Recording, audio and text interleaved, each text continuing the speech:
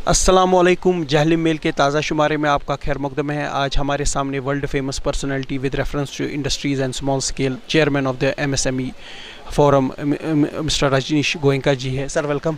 Thank you, बहुत बहुत शुक्रिया सर आपने इंटरेक्शन का मौका दिया।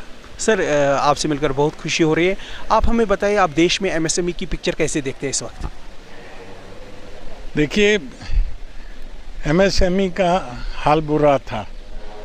आज से अगर हम थोड़ा पहले जाएं तो MSME को जानता कोई नहीं था।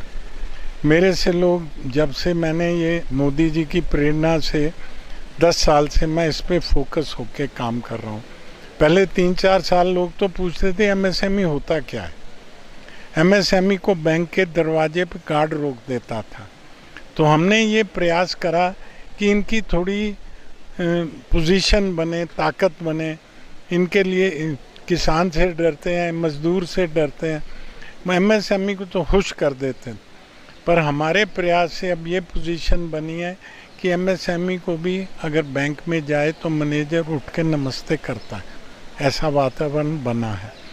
और MSME चाइना, अगर चाइना बना तो MSME के कारण बना। एग्जैक्टली। हमारा देश भी अगर आगे बढ़ेगा तो MSME के कारण बढ़ेगा। मैं क्लेम करता हूँ, चंद्रयान अगर MSME के कंपोनेंट ना लगे तो उड़ नहीं सकता। तो स्पेस में भी अगर हमारा देश अग्रणी है तो MSME के कारण है। आज जर्मनी, फ्रांस, इंग्लैंड, अमेरिका, वो हमारे चंद्रयान में अपने सैटेलाइट क्यों भेजते हैं?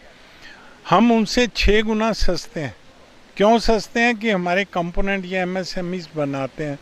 वो वही चीज़ जो उनकी 100 रुपये की है 20 रुपये में बना लेते हैं और सेम टेक्नोलॉजी कर लेते हैं। गोयनका जी, एक मसला रहा है लोन के रिलेटेड, लोन नहीं मिलता है हमारे MSME, उसको हल करने के लिए क्या किया जाए? देखिए, उसमें 2 चीज़ें हैं। मैं मानता हूँ कि लोन नहीं मिलता। पहले की जो सिस्टम था उसमें पैसे वाले या संपर्क वालों को बैंक वाले लोन दे देते थे और MSME तो बेचारा था, इसको कोई पूछता नहीं था। अब थोड़ी हालात बदल रहे हैं और थोड़ी कमी हमारी भी है।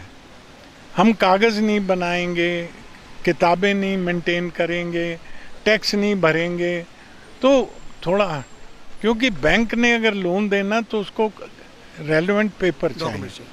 और ये इतने भोले हैं कि इनको पेपर पहली बात तो बनाने ही नहीं आते, फिर ये कंसल्टेंट्स के पास नहीं जाते। तो हम प्रचार कर रहे हैं कि भैया थोड़ा कंसल्टेंट्स को ऐड करो, थोड़ी टेक्नोलॉजी ऐड करो और थोड़ा स्टडी करो, व्हाट्सएप पे ऑनलाइन रिसर्च करो।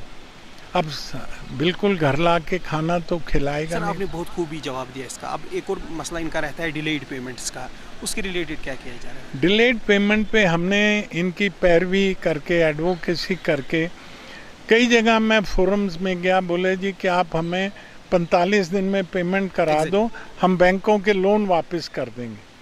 हमने वो करवा दिया, 45 दिन की पेमेंट होगी। फिर वो कहने लगे जी इसमें कोई कहीं देते नहीं है, तो इसमें स्टिंग डलवा दिया, इनकम टैक्स में इनका वो कर दिया। अभी क्या हुआ कि वो इनकम टैक्स की जब रिटर्न फाइल करेगा, जिसने पेमेंट देनी है, अगर उसने पेमेंट MSME की नहीं दी, उसको मुजरे नहीं मिलेगा, उसके इनकम में ऐड हो जाएगा। अब वो जो बायर थे उन्होंने इनको प्रेस किया कि भैया या तो आप MSME से बाहर आओ, नहीं तो हम माल नहीं लेंगे आपसे। अब ये दब गए, क्योंकि इनको तो माल बेचना। अभी हमें कह रहे हैं जी वो शरा हटवाओ, पर हम नहीं चाहते वो शरा हटे। होगा क्या कि 150 दिन में एडजस्ट हो जाएगा। हमने बात भी की ऊपर, हमने कई MSME से की कि भैया एक बार हटवा दोगे फिर मरोगे। अभी तो आपको पेमेंट देंगे वो। अभी क्या माल, हम माल खरीदने बाज़ार में जाते हैं, कैश लेते हैं ना, उधारी का क्या मतलब? फिर भी 45 दिन की उधारी। सर, डिजिटलाइजेशन से क्या इम्पैक्ट देखते हैं आप MSME पे? डिसेंट्रलाइजेशन से काफ़ी बेनिफिट होगा, पर एक्चुअली इनको उससे पहले कई चीज़ों की ज़रूरत है। डिजिटलाइजेशन से भी इन पे जो सब कुछ कंप्यूटराइज हो रहा है, इस पे इनका कुछ इम्पैक्ट पड़ रहा है डिजिटलाइजेशन? हम इनको समझा रहे हैं कि भैया टेक्नोलॉजी अडॉप्ट करो, डिजिटलाइजेशन अडॉप्ट करो, इनोवेशन में जाओ। Now you have to go to the next step, अगले स्टेप में जाओ। अगर दादा परदादा हैंडीक्राफ्ट करते थे, हैंडलूम करते थे, हाथ से काम करते थे, तो कुछ नई टेक्नोलॉजी बीच में ऐड करो।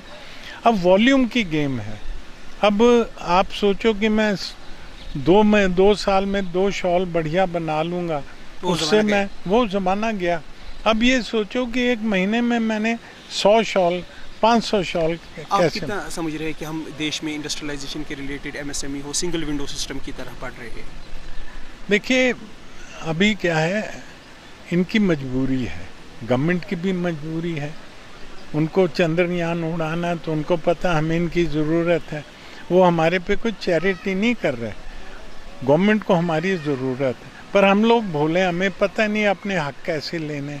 हम बीच में अब इसीलिए आए हैं कि उनके हकों को उन तक पहुंचाएं कि ये आपके हक हैं, ये आपके लिए योजनाएं हैं, करो और खड़े होके ये मांगो और इसके लिए बेनिफिट लो, इसका उसकी अवेयरनेस बढ़ाना काम करते हैं हम।